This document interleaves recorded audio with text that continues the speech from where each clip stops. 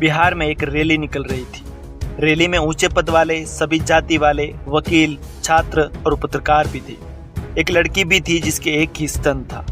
कुछ राक्षसों ने उसके घर में उसके घर वालों के सामने उसका बलात्कार किया और उसका एक स्तन काट दिया।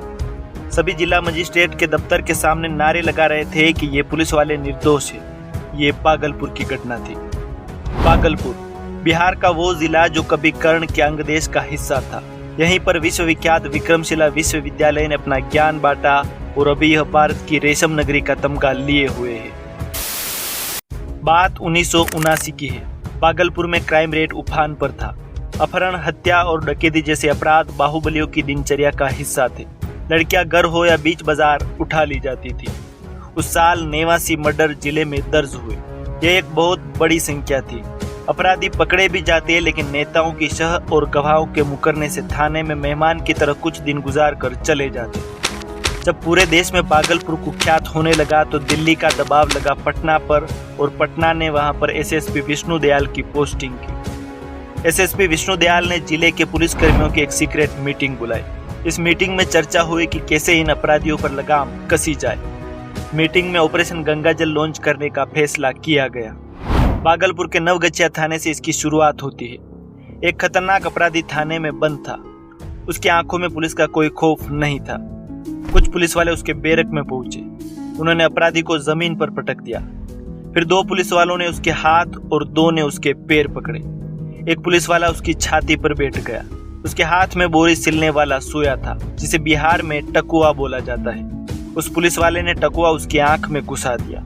आसपास का इलाका उसकी चीखों से जन्ना गया। उसकी आंख से खून का फवारा निकल पड़ा। फिर उसकी दूसरी आंख में टकुआ घुसाया गया। उसके बाद उसकी आंखों में तेजाब डाला गया, जिसे पुलिस ने गंगाजल नाम दिया। इस तरह भागलपुर को पवित्र करने का ऑपरेशन गंगाजल लॉन्च हुआ। उस समय 33 दुर्दांत अपराधियों के साथ गंगाजल कांड हुआ। इसके बाद डॉक्टरों को थाने में ही बुलाया जाता, यह देखने के लिए कि अपराधी पूरी तरह अंधा हुआ कि नहीं। यदि नहीं तो पूरा किया जाता। पुलिस को गंगाजल ऑपरेशन की प्रेरणा इलाके में घटी एक घटना से मिली थी। कुछ डाकुओं ने आदिवासियों पर हमला किया। बार बार डाकुओं से तंग आ चुके आदिवासियों ने प्रतिकार करते हुए डाकुओं को पकड़कर टकुए से उनकी आंखें फोड़ दी थी। ऑपरेशन गंगाजल के कारण जिले में क्राइम रेट बिल्कुल नीचे आ गया। अब भागलपुर में शांति थी। कहा जाता है कि बिहार सरकार का इसे समर्थन था। यहाँ एंट्री हुई मानवतावादियों की। बुद्धिजीवी होने का तमगा ऐसे ही नहीं मिलता। आंसू बहाने पड़ते हैं हत्यारों के लिए। मामला तब संज्ञान में आया जब अदालत में पेशी के दौरान आए इन अपराधियों को एक वकील ने देखा। जब उसने पड़ताल की तो ऐसे बहुत से मामले होने का खुलासा हुआ। इंडियन एक्सप्रेस ने इस मामले को देश स्तर की सुर्खियां दी। इंडियन एक्सप्रेस की खबर का शीर्षक था, आंखों को 2 बार छेदा गया अंधा करने के लिए। जैसे ही ये खबर ब्रेक हुई, केंद्रीय मंत्री वसंत साठे ने कहा कि इंडियन एक्सप्रेस अखबार पुलिस का मनोबल गिराने की कोशिश कर रहा है।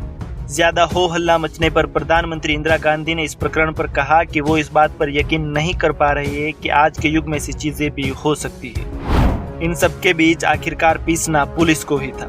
15 पुलिस वालों को सस्पेंड कर दिया गया। पुलिस वालों के सस्पेंशन पर भागलपुर की जनता सड़क पर उतर आई। जनता पुलिस बाई बाई के नारे लगे। जन आक्रोश के आगे सरकार को अपना निर्णय वापस लेना पड़ा। कुछ समय में ही सभी पुलिसकर्मियों को वापस ले लिया गया। एसएसपी विष्णु दयाल ने रिटायरमेंट के बाद बीजेपी ज्वाइन कर ली और 2014 में झारखंड के पलामू से सांसद निर्वाचित हुए।